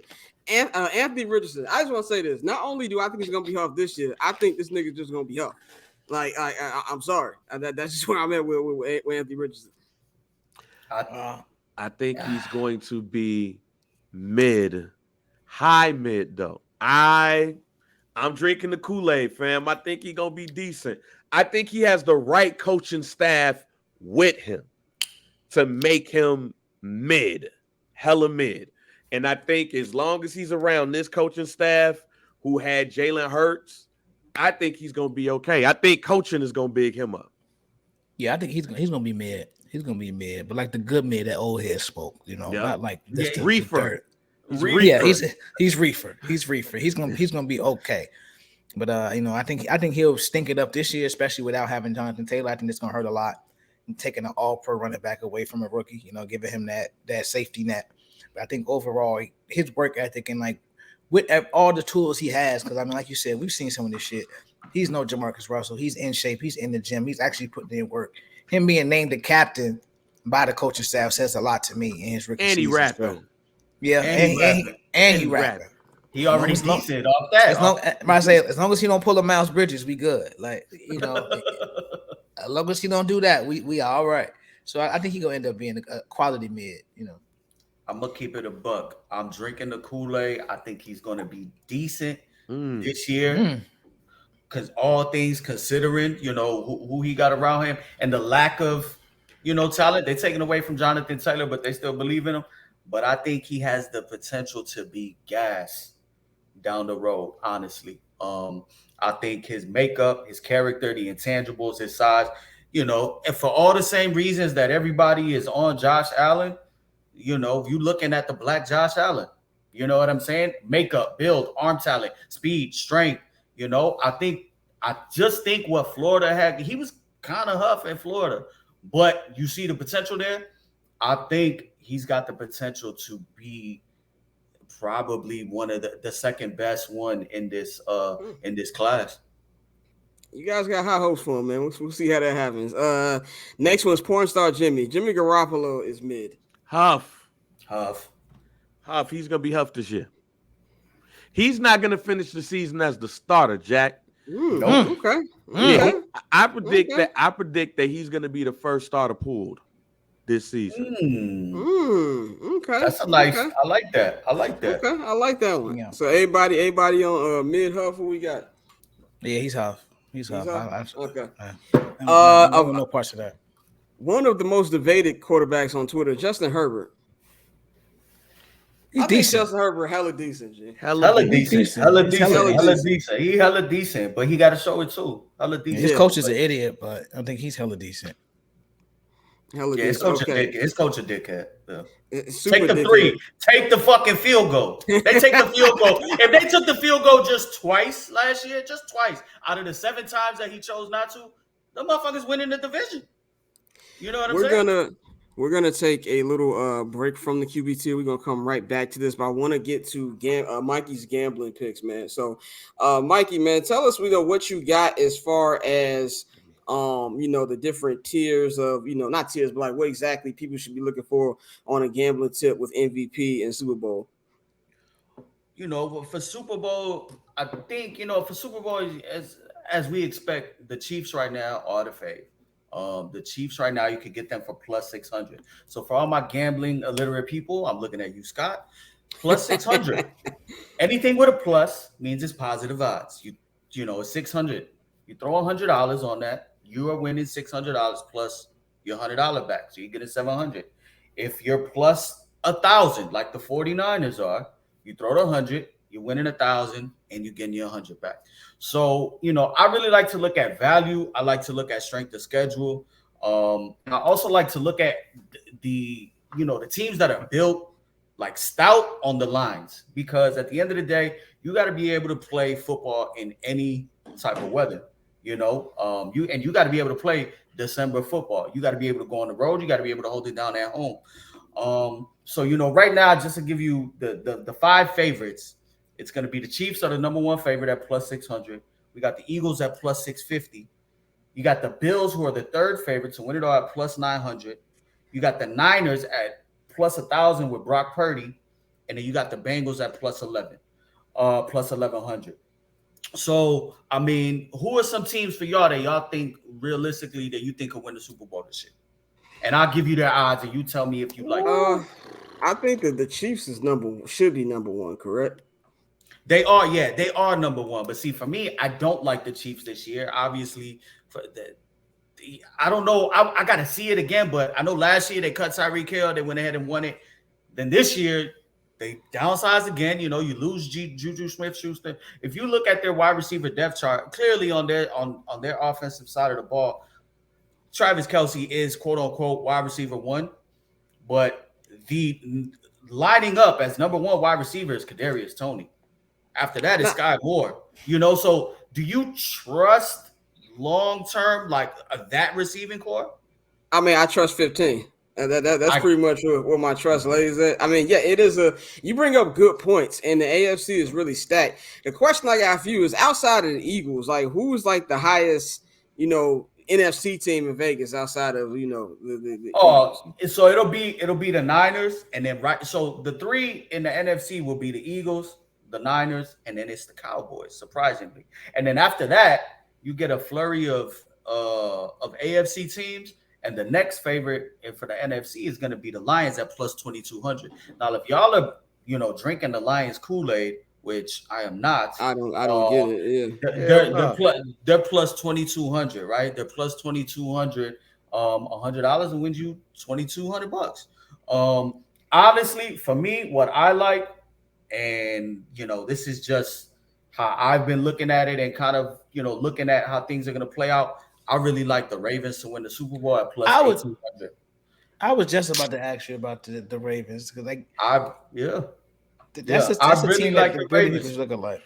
I think we talked about that AFC North, and it's another black and blue division. Yeah, it's a black and blue division. But we know with the style of play, they're gonna run the ball, they're gonna play tough ass defense. Lamar can't play in the cold. It is just, can Lamar, once it comes January, turn the clock in the passing game? But I think a lot of people are sleeping on the Ravens. They got a healthy J.K. Dobbins. They got a healthy Lamar back. You add Odell. You got Zay Flowers. You got Mark Andrews. Offensively, this might be one of the best years we see offensively from the Ravens. So I like them at plus 1,800. I'm going to sprinkle a little something on them. Probably love $50 on them. I might spread it out. But for sure in the AFC, I'm taking the Ravens. And in the NFC, honestly, man, I kind of like the Saints. You like the Saints? I like the Saints just off of the pure value. Okay. They're plus 3,000. You throw $100, that's 3 racks. They play in the worst division in the NFC. They also match up this year, their schedule, with the worst division in the AFC, which is the AFC South. So they're going to stack up some wins. And this might be one of those teams come December where, because their schedule was so light, we might be looking at them like, damn, these motherfuckers are in contention for a 1 seed. Yeah. So, and we know, when you go into the Superdome, that shit is tough. So for me, it's a long shot. It ain't fun betting the Chiefs. It's not fun going and betting, on the Lakers when they got Kobe and Shaq to win it. I like a little risk, so I'm riding with the Ravens and the Saints. So who you got? As we get you out of here, two things. Who you got? Who's the highest MVP value right now? And then after that, like, just give us like who you got in the Super Bowl. Oh no, for sure. So for the highest MVP value, it's a quarterback league. That's Pat right now. He's a favorite, plus 600. You got Burrow. You got all the quarterbacks basically for like the first 10 options. You got Mahomes at plus 600, Burrow at plus 750, Allen, Hurts, Herbert. I'm riding with Lamar. If I said that I like the Ravens to come out the AFC, I'm riding with Lamar to have a big bounce back year. He's plus 1,500. I think he's going to kill it in the passing game. They got a new offensive coordinator. So, they got Todd Monk in there. So, they sent Greg Roman to hell. So I think they're going to make an emphasis on throwing the ball. And then his legs are still his legs. So I'm riding with Lamar to win the MVP at plus 1,800, plus 1,500. My bad. We'll get your division picks next week when we're on the show. But just tell us real quick, who you got in the Super Bowl, man? Oh man, the Super Bowl. I got the Ravens and the Eagles. I'm gonna ride with the Ravens. I'm gonna ride with the Ravens and the Eagles. I still think the Eagles are stout on both sides of the line. I don't think they run away with their division like they did last year, but the NFC is very ass outside of the Eagles and the Niners. I mean, we got to see Brock Purdy do it again, So I don't know what competition the Eagles are gonna have. So I really do like the Ravens this year, and I'm gonna ride with the Eagles. I think they got. I think they have all of the talent in the world to get there. Now, a lot of people need to take into a fact that they just lost their OC to be the head coach for the Colts. They lost their DC to be the head coach for the Cardinals, or the substitute teacher for the Cardinals, whatever you want to call them. So, it's tough, but I think they have everything you need, and I really like what's in between. Jalen Hurts' ears, because I think he's cerebral. I think he's smart, and I know it's hard to say somebody outplayed Patrick Mahomes when Mahomes was holding the trophy at the end of the night, but he did. Jalen Hurts showed that he belongs, so I think he's gonna come back with a chip on his shoulder, and I got the Eagles and the Ravens. Everybody all season, follow Mikey for all your gambling expertise on this show. He's Junior_Solito on Twitter. He's gonna be giving y'all picks. We're gonna be making these videos too, so y'all can make some money. Follow him on the road to success. So, Mikey, you got anything you want to say? You want to get up out of here before you enjoy your holiday weekend? Nah, man, I want y'all to be safe. And next week, stay tuned. We're gonna be talking a little Justin Fields when I'm back. Oh yeah. The local hour is going to be where we fight. I guarantee you every week the local hour is where you're going to see supreme shit on this show. So 100%, 100%. Because you like to say you got your media hat on. But I know deep down when we start talking, that be the fan in you that's texting. And you don't want to admit it. So, No, it's a battle. It's a 7-game series. But media's winning right now. But Mikey, we'll be back with you next week as we'll get ready for our week 1 preview show, man. So we'll holler at you next week, bro. I'll holler at y'all, my guys. Yes, sir. So we're going to get right back into the QB tier thing, man. So let's just go right back into it. So pretty much what we're going to be doing here is we're going to speed round through the rest of these joints of what we've got going on. So the next quarterback I have on here is Mac Jones, Tua Tagovailoa in Ross's. You fucked that all up. I did, but that's how he fucked it up. That's how he fucked it up. I'm throwing out the real quick D-so. He D-so. You know what I'm saying? He D-so with the right people around him. Yeah, I think he's decent. He's decent. Like the concussion scared me going forward because he went one hit away from being out of here. So I still got to say decent. They've done what you need to do with young quarterbacks, and that's put a whole bunch of talent around them. And bro, it's gonna be pretty hard pressed for him to fail out there. Yeah, I kind of agree with that a little bit. I think that when you come to this, the injuries definitely is the worst part of it. But I think that he I don't want to say hella decent because I don't really even know if it's him or the receiving core yet. but I do think that it's something where he's not bad either. So I guess he's not mid either. So I'm gonna just put him in regular decent. He's not hella decent, but he regular decent. Mm-hmm. That's where I'm gonna go with him. All right, who else we got? So next we've got Mac Jones. Huff. He's Huff. He's big Huff. That's exactly what I'm going with Mac Jones on that, man. Aaron Rodgers. I mean, elite. Pass. Yeah. Pass. He's elite. Bro. He ain't in Green. He not in the Green Bay no more. We could say he's elite. Nah, I'm pass. Yeah, he's still pass. You still pass. You don't feel right about it yet. I still don't feel right about it yet. Pass. Fuck dude. All right. I'm going to say he is definitely elite. Kenny Pickett. This is an interesting one. I like Kenny Pickett's trajectory, but I don't 100% trust quarterbacks with 2 gloves on. I want to say decent. I want to. Like, because George Pickens is over there. And that boy cold. I want to say decent, so I'm going to stay at decent. I'm going to say decent. I watched Matt Ryan put up a lot of good numbers with 2 gloves for a very long time, so I'm not as anti-2 gloves as most. I think Pickett and Mike Tomlin and them, they're going to have them right every Sunday. We know they're going to come in prepared every week. So I got them at I got him as decent. Okay, I'm gonna go with I'm gonna say mid for right now because I want to see him actually play, but I think his ceiling for this year is decent. Let's go to the NFC. Desmond Ridder. Cool. Let me get this to you. Ridder right now, I got Ridder. I got him in the mid tier, but I think he's probably going to be Huff. I don't expect him to succeed. I think they've put everything around him to succeed with Bijan. Tyler Algier had a great year last year running back. You get Kyle Pitts back. You got Drake London, who I think is a really good wide receiver. And a lot of their offense last year struggled because Marcus Mariota is extremely Huff. So everybody looked really bad. So if Ridder can, like I said, complete passes in the short to intermediate game, which I think he can, they're not going to ask Desmond Ridder to win them games. That's not going to happen. Desmond Ridder. I got him in the mid. Desmond Ridder is going to be a great college coach one day.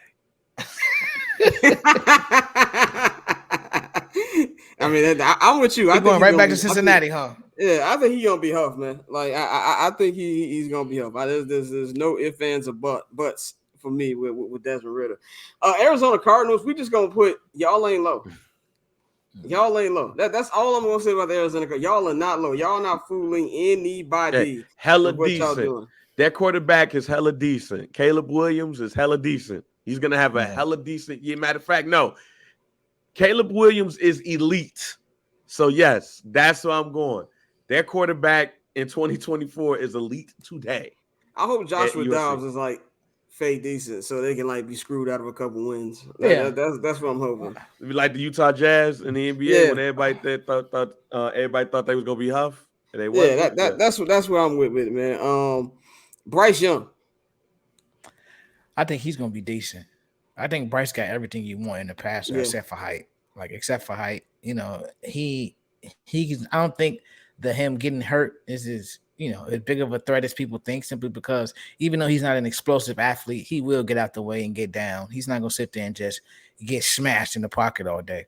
So, but I think he has everything you want as a passer. And I think that last preseason game, you really saw him get into a rhythm and run that offense at the level you will see him do it, for years to come. So right now I got him. I think he's gonna be hella decent. He's gonna be decent. Boy, DJ Moore on one side and Marvin Harrison Jr. on the other side, my G.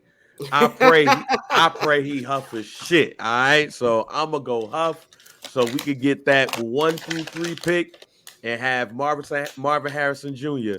on the other side of DJ Moore. Oh my God. Yeah, I think he can be decent. I think eventually he will be decent. This year, I think it's going to be a long road for my boy. I think he's going to be getting 3D through tables. I think it's just not going to be fun for him. As one of the members of the untaught community, I am rooting for him, but not this year. Like you said, we need Marvin Harrison Jr. on one side. We need DJ Moore on the other. I need the Bears to cash in the money in the bank. That's what I need them to do this season. So I'll say I'll say decent for him long term, but as of right now, I think it's going to be a long road for us. Now, next quarterback is someone we're all personally invested in, Mr. Justin Fields. Decent. I'm gonna keep it at decent right now. He decent. You're gonna keep it decent for this year. That's what you're gonna. That's what you think. You still got the Bears PTSD in you. That's what it is. I'm just leveling it out. You gave me hope during training camp, but just for my sanity and not overdoing it, I'm gonna say he decent. But the sky's the limit. Just for what I want to see, I'm gonna say he mid right now. I'm gonna be honest with you. He give you some flash plays, but like overall, I need to see those same flash plays in the passing game this year. And I think he's going to do that because he now has the weapons and he has a better offensive line and more trust in his receivers. So I think you will see it, but until I see it, when I see it, I'll put him in that decent category because he has all the tools to be hella decent. But I'm going to say he mid right now. I think as of September 1st, 2023, he is decent, but I think by the end of the season, he'll be hella decent. So that's what I'm going with Justin. I can't I can see the argument for mid. My Bears fan didn't want to allow me to put him there. I'm just gonna be honest. So I'm gonna say decent as of right now, but I do think by the end of the year he'll be hella decent. Dakota Prescott, and I feel like when you look up the word mid in the dictionary, you see this nigga's picture. I'm going mid with Dak Prescott, man. It's just mediocre. It is what it is. Mediocre. The Dak Cousins. That's what he is. Dak Cousins, quarterback in the fucking league. I ain't gotta say nothing else. Jared Goff. Unfortunately, hella decent. Hella decent for Goff? Yeah, and the reason why I'm going to give Goff hella decent, because they traded his ass thinking he was going to Siberia. And he actually been decent. So I'm going to put the hella on him because I feel like he had to overcome some shit. So, of course, I think they're going to fail and shit, but I don't think it's going to be his fault. I don't think it's gonna be his fault. I have to give Jared Goff his respect, so I'm gonna say hella decent. I'm gonna say mid. I gotta go with mid with Goff. I think what really turned me off to Goff was when they said Sean Payton would be in the not Sean Payton. Sean McVay would be in the headset for as long as he possibly could, telling him what to look at, what to look for, and then they'll turn that bitch off and let him run the play. So, when you need that much help and you need that much around you to be right, the highest I can go on him is mid. But that nigga Sean looking hella funny in the light right now. So, oh yeah, very much so. I'm gonna go mid too for Jared Goff. I'm not buying it. It's not a shock that the Rams won the Super Bowl the minute he left. I don't think that's a coincidence whatsoever. I'm going mid for him. Jordan Love. This is an interesting one. I got killed by Bears fans and I said I don't think he'll be terrible. As of right now, it is too early to call, but I think he can be decent. That's why I'm gonna go with Jordan Love. I'm gonna go with mid. I think he'll be mid. I think he'll have his games where he plays really well, but I think overall it'll just be like one of those. Okay, he has no choice but to be decent. He's been in that offense all that time. They don't have no bad weapons, so I expect him to be. Honestly, I expect him to be hella decent. That doesn't mean they're gonna do shit, but when you have all of that time invested. Man, he can't not be Huff. So yeah. I'm gonna give him hella decent. I'm gonna give him decent with a chance of being hella decent. Matthew Stafford, the former Detroit Lions quarterback. I'm actually gonna say hella decent for Stafford. I'm gonna say Stafford's hella decent. I'm gonna say D-so and old as fuck because he over there pillow talking with his wife. He tired of these niggas playing gunner in the locker room. Yeah, he tired of shit. That nigga not gonna be. He's not gonna be with the Rams probably for the rest of the season and shit. So I'm gonna say D-so and old. Yeah, he decent. I gotta give Matt decent. Give him his props. He finally got a Super Bowl. He was wasting away in Detroit. But it's almost time for him to just call it a career. Head on home. Go home, be a family man. Kirk Cousins. I think we all answered along to the mid. Derek Carr. Mid. I'm gonna say this season he's gonna be hella decent. Hella decent? You give a Carr hella decent. Man, him. He wasn't hella decent with Devontae Adams. Yeah, but it's the division he in. Okay. It's the division he in and the team he around. I'm not gonna be one of those people that say, the New Orleans Saints gonna be one of those shocking teams, but they're gonna be hella decent in that weak ass division, G. So he's gonna look numbers wise, he's gonna look hella decent. What you got about Carr, Dante? I think he's gonna perform well in this division. I still, when we get into our division picks, I don't think they're gonna win this division, but I do think Carr is gonna play really well. Like he's never been, terrible, and putting him with check down Mike, the slant king himself, Michael Thomas, slant boy. I think that's gonna help them a lot. So I do think Carr's gonna have good numbers this year. We're gonna got a couple more here. Daniel Jones. I think he's mid. I'm sorry. Man, I think he's mid. I'm not falling for that little bullshit last year against the Vikings. He's off. Jalen Hurts, hella decent category, but I want to see it again. I want to see it again because of what they have around him. He elite. He got 2 number ones. Oh, because he got what he got around him. He got 2 number ones. Okay. The offensive line is one of the best offensive lines in the NFL. He good at the running back position. Then he has no choice but to be elite because of the things around him. What you think? I'm gonna go hella decent, but I'm with you. I really need to see it again because this is a guy who we've seen get better every year since he got benched at Alabama. So as he continues to grow, it's hard to really knock him as much as you want to be hesitant to just say he's elite. It's really one of those things where no, bro, probably is trending toward that elite category. And he's put in the work and he's continued to do it. So we gotta just see it one more time, but I think it's very possible. He's trending in that direction for sure. I'm keeping it hella decent because, and now this is really how the Eagles play football. I would like to see them pass a little bit more. Like he only threw for 22 touchdowns last year. Not saying that he can't pass. He can't pass. He's one of the best pocket passers I believe in the league. But I want to see a little bit more from their offense. And also with quarterbacks, I want to see it do it again. So I'm gonna keep him hella decent for right now. Brock Purdy, the definition of white privilege. I think right now he is decent, but I'm not buying it. I think that he could be mid by the end of the year. I'm just gonna say mid. I think he mid. I don't know enough to really believe in him being anything else but mid, especially with that arm and shit. So I'm gonna stay with mid. Yeah, I co-sign that one. It's not too much more you can go. And it's like okay.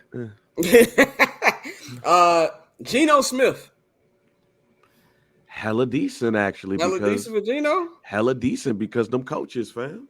I'm going to say decent again because we 3 quarterbacks in a row that I want to see back-to-back years. I'm going to go decent for Geno. Yeah, I'll say decent. I want to say mid, but I'll say decent. Okay. We got 2 more. Baker Mayfield, Tampa Bay Buccaneers. Huff out of here. Huff out of here. That's why I'll go. Baker. Go home, Baker. Only reason why you a starter because them niggas ain't have a good pick, but them niggas go, hey, Drake May. Drake May, come on down. Sam Howell, final quarterback, Washington Commanders. Do we trust Riverboat Ron's QB evaluation? I'm gonna say Huff. I'm gonna say Huff too. I'm gonna say he's gonna play Huff because of Ron Rivera, but he's probably mid. Like Ron Rivera is just we talk about Sean Payton being overrated. Ron Rivera is right up there with him. Ron Rivera can go home and sit down. I agree with that one, man. So that's going to wrap up our QB tiers as we get ready to finish this up. Let's go to our division picks. Then after we give our division picks, we're going to give our quick Super Bowl pick, and we're going to get up out of here, man. Let's start off let me see what I got right here. We're going to start off with the East. NFC East, the Philadelphia Eagles are the defending champions. I'm going with the Eagles to win this division. Of course, you can never really tell how the NFC East is going to play out every year, but I think they're going to be right in it. Like I don't really see there's any other team from a talent wise who can compete with them, and even quarterback wise, I think he's far ahead the best quarterback in the NFC East. Got a great defense, and I think that even guys like Devontae Smith are going to take it to the next level. So I'm gonna go that they're gonna be back-to-back NFC East champions. I agree. I got the Eagles. Yeah, I got Philly. Okay, let's move on to the next division in the NFC. We're going to go with the NFC South. The Tampa Bay Buccaneers are the defending champions, but Tom Brady is not coming through that door anymore. And that's I got the Atlanta Falcons win the division. Oh wow, you are homer. Not even. I'm just telling you, the offense has a lot of really, really good weapons. The defense, they rebuilt the defensive line. You bring in Bates to play safety. You got AJ Terrell, so you got cornerbacks. So Okudah got hurt, but he's gonna be back. So you got a solid secondary. And like I said, this division is ass. So I think they could win. But the Bucs won it last year with 8 games. I can see the Falcons going 8-9 and winning this division. Saints. I'm going who that? Saints. Yeah, who that? I'm going with the Saints too. I think they got the better roster. I think this is probably the worst division in football. I don't know. AFC South might be worse, but both South divisions are god awful. But I'm gonna go with the Saints, man. I think Derek Carr is enough to win that huff-ass division, and I just don't trust any of them other teams like that. NFC West, Niners are the defending champions. This is gonna be an interesting division. I think it's gonna be a 2-team division between the Niners and the Seahawks. I don't think the Rams are gonna be on shit. Obviously, the Cardinals are obviously tanking, but I think the Niners have enough to get it done. To win another division. The question for them isn't can they win a division, it's can they win the whole fucking thing. But I'm gonna go with the Niners. I'm gonna go with the Seahawks. I think the Seahawks can win that one. I gotta go Niners. I think, even though I'm not really too sold on Brock Purdy, that team is still very nice. Yeah. Now we go to our division, our beloved Chicago Bears, the NFC North. The Minnesota Vikings are the defending division champions. Everybody's high on the Detroit Lions. I am not high on the Detroit Lions. Everybody says, I want to see it from the Bears. I want to see it from the fucking Lions. I am going to go Minnesota Vikings are going to win this division. I don't think that defense is that good, but I think the offense is going to still be great. Kirk Cousins is not an MVP, but he put up MVP numbers for the first half of the season, really for the majority of the season last year. They got the best wide receiver in football, Justin Jefferson. They got Jordan Addison. I like the calls. I like what they're doing offensively, and I think it'll be enough because I don't think the Bears are going to be there yet. I'm expecting Green Bay to be the worst team in the division, and I just don't trust Detroit, so I'm going with Minnesota. I'm going to go with the Bears on this one. I'm going to go with the Bears on this one. I think it's going to be – I think every team is going to be in it, but I think the Bears are going to be better than the advertised, and they're going to be one of those teams where we look at they're ahead of schedule, and there's no problem with that. I think the Bears are ahead of schedule, and they're going to win the division, and it's going to be a close race, like down to the I think it's going down to the week. I think it's going down to week 18. I 100% believe that. Matter of fact, my prediction is that we're going to be stressed. In Lambeau.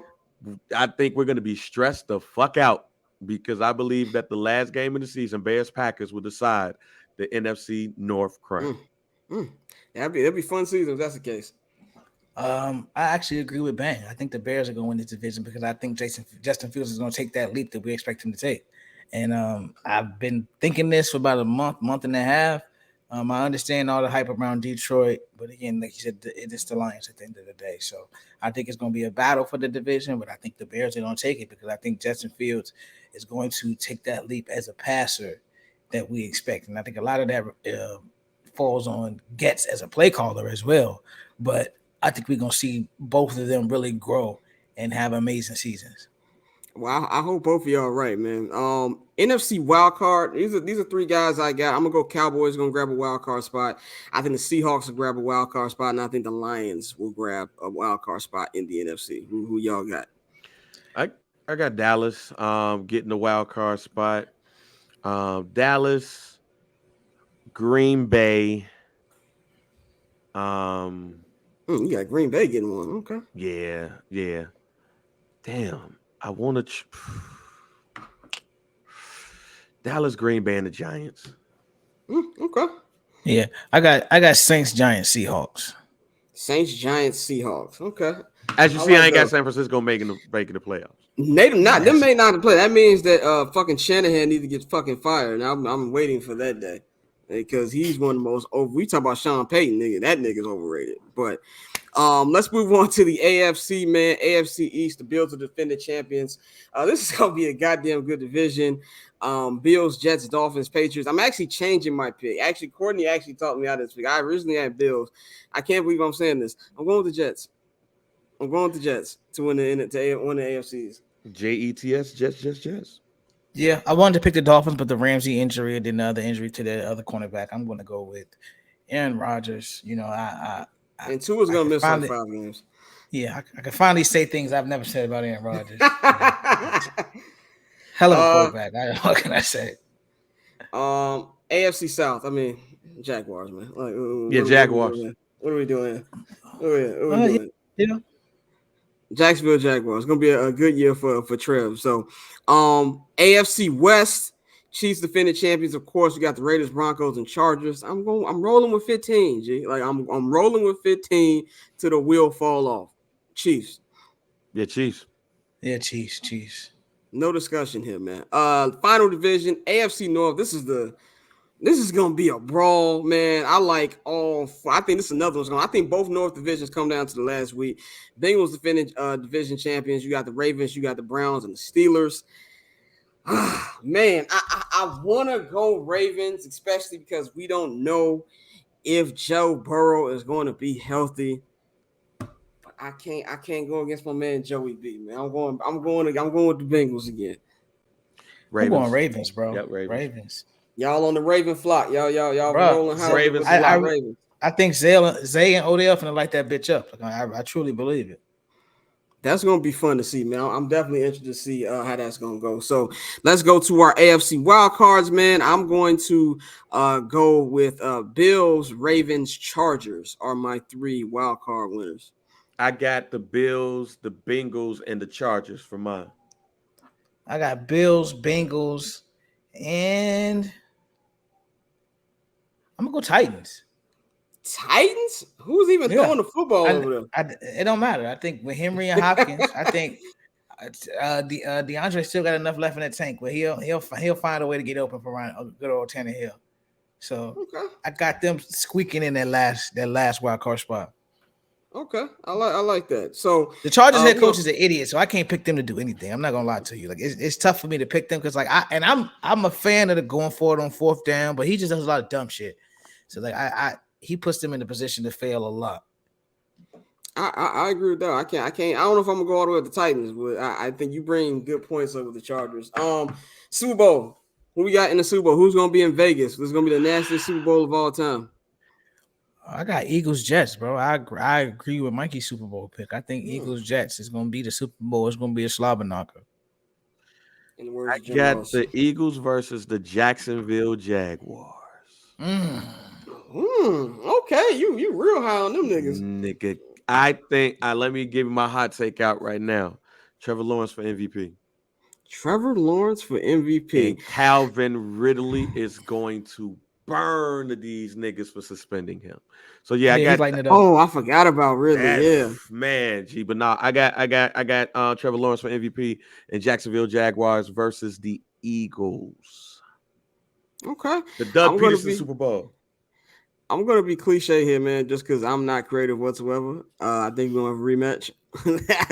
I wanted to pick. I don't know who to pick out the NFC. And the AFC has a lot of good things, but Pat to me is gonna be like with Brady. Like, can you beat him? Can you beat 15 when the marbles on the line? And I just don't think nobody can do that. So I think the Chiefs will play the Eagles in a rematch, and they're going to win the whole thing again. Then we back to back, and they will officially be a dynasty. I got the Jacksonville Jaguars win the Super Bowl, y'all. It's gonna go out. I'm going so up. Duval gonna be partying. Duval gonna be partying, man. I got the Jacksonville Jaguars winning the Super Bowl. And then Bears fans are gonna be crying about, well, Justin Fields can't even win the division. And you already know where we going, fam. Yes, sir. Yeah. Yep. You know, I got Jalen Hurts and the Eagles winning the Super Bowl. Okay. I think Jalen goes back, and I think he gets when he beats Aaron Rodgers in the Super Bowl. I'm going to come back and play this when it gets closer to the Super Bowl to see exactly who was right, how far off we were in a couple months, man. But that's all we got for y'all today. We appreciate everybody for watching on the live stream. This will be on HNB Media TV too. Going to be uploading that as soon as we get done recording this. If you don't have time to watch the video, of course, we can make segments, we're making clips, but all the audio will be on the Barbers Chat Network audio all podcast platforms. It will be on there, so you can check that out if you just running around. You want to hear it in the background. So, to follow us on Twitter at BarbChairScott, at Octoberzone Tate, at JR Bang. Follow the Barbers Chat Network at BarbersChatNet. Subscribe to the Patreon, patreon.com/Barbers Chat Network, and come out to our event next week, this upcoming Thursday at Haymarket Pub and Brewery in the West Loop of Chicago, Illinois. That's 737 West Randolph Street, and will be hosted by JR Bang. On the ones and twos will be the label. This is the Barbers Chat Network, a 79th and Hallis Chicago Bears season kickoff party. The Barbers Chat Network merchandise store is going to be launching this fall. If you want to get the first taste of the dope, I got limited edition 79th and Hallis t-shirts that will be at the event. Come through, get yours. RSVP, like I said, is free entry. So even if you don't RSVP, you'll still get in. But RSVP, help a nigga out so I can get a head count pause. And then also, if you want to enter in the raffle, we got 3 different prizes for the raffle. Third place prize is you get a 6-pack of beer brewed by the great people at Haymarket Pub and Brewery. Second place, you get a 79th and Hallis t-shirt. And for first place, you and somebody else will be going to a Chicago Bears game this year at Soldier Field. The raffle tickets will be $10. You can go to the bcnet.com right now. Click on the flyer. It'll take you right to the Eventbrite where you can get your raffle ticket. If not, you can always get them shits at the actual venue, man. So pull up.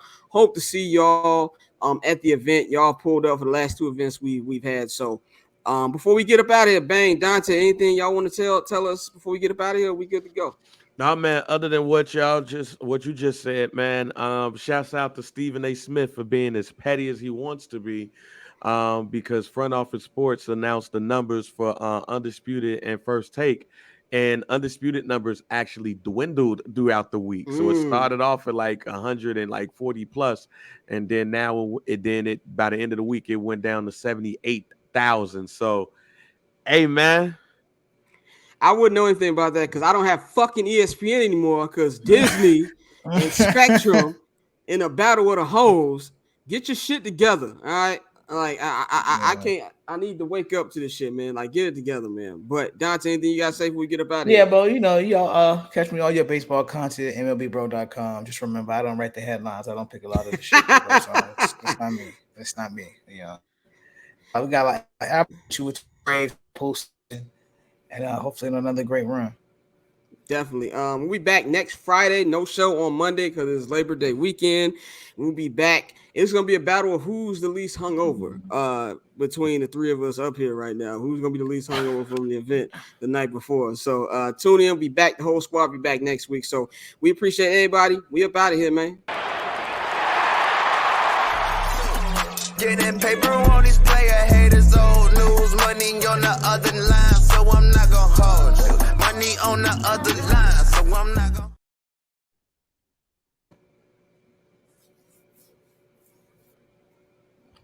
It's time to get high.